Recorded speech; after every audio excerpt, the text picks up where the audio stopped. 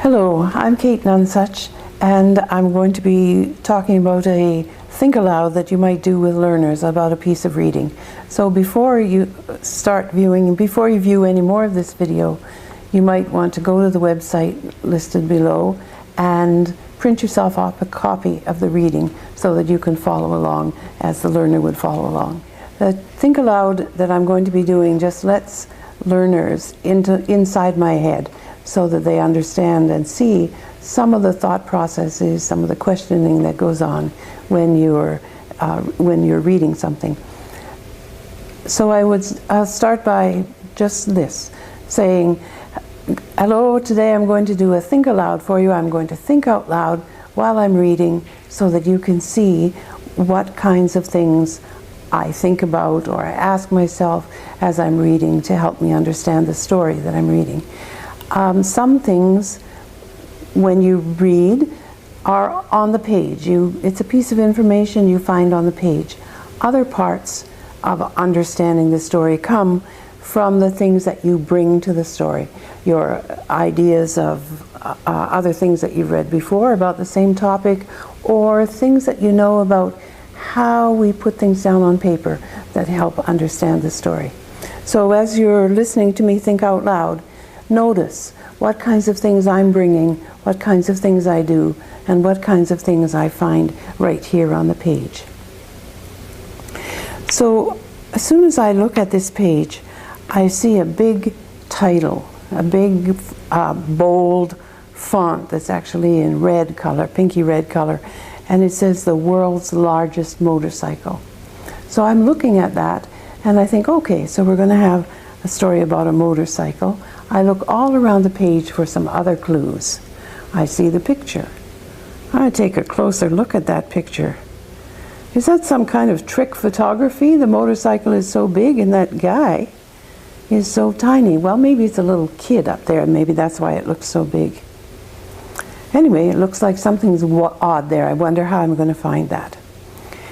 And then I see that I go back to looking at the title, and I see that right underneath the title, there's a paragraph there that's written in italics. It's that slanty kind of writing. And I know that that italic writing is not part of the story, because the people who print this story put it in that kind of writing, so I'll notice it. It's maybe useful information, might be important information, might be helpful information, but it's not part of the story about the motorcycle.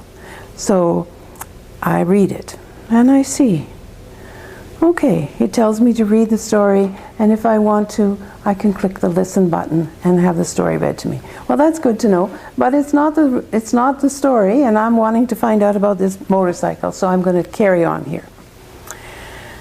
And then I see another little piece of information, original title. I wonder what that means, original title. Maybe this story